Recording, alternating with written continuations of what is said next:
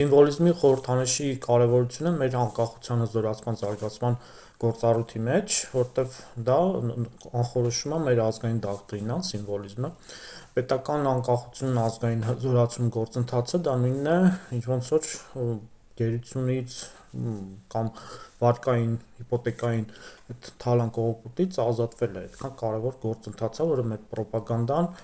ամեն ձևով այլասերում է։ Ռուսական օկուպացիոն ռեժիմը ոչ միայն որպեսզի դիմավորի ու ամրանա Հարավային Կովկասում ոչ միայն բիրտ ուժ է գործադրել, ռազմական ուժ, ոստիկանական ուժ,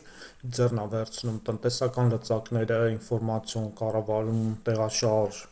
այդ նաև կրթություն, մշակույթ, այդ ամենը համեմատվում է նաև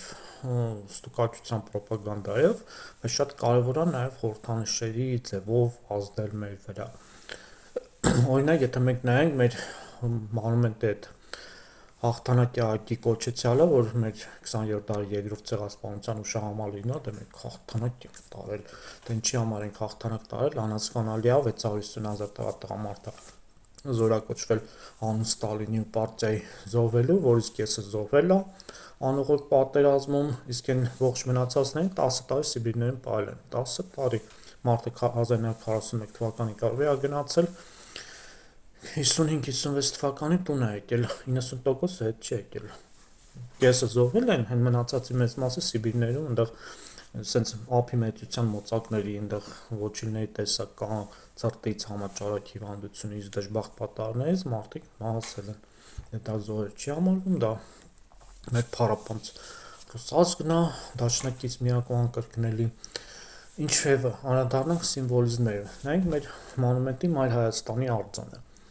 ինչ է, սուր իջեցրած, Վահանը պաշտպանողականությունը ոտի տակ գցած, եւ դա մեր հաղթանակի սիմվոլն է, նայենք մեր Գյումրիի արձանը, Մայր Գյումրին կամ Մայր Հայաստանը այնտեղ գրկաբաց ընդունում է, նայենք Տավուշի Ջևանի արձանը, այնտեղ ինչ-որ սիրալի ընդունելության խորհրդանիշ է, Վրաստանի այդ Մայր Վրաստան արձանը նայենք, այլ սուր իջեցրած, մի ձեռքին էլ թաս գինու, այնտեղ հանձնվում եմ, եկեք վայելեք, այդ խորհրդանիշն է, իսկ հիմա նայենք խոսքի Ստալինգրադի այդ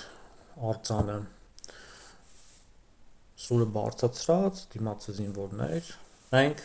Ուկրաինայի Կիևի արձանը, էլի սուրը բարձրացրած, Վահանը բարձրացրած, պաշտպանվելու ու պայքարելու պատրաստ հուշակոթողը, այնպես որ մեր այս պայքարի անկախության հզորության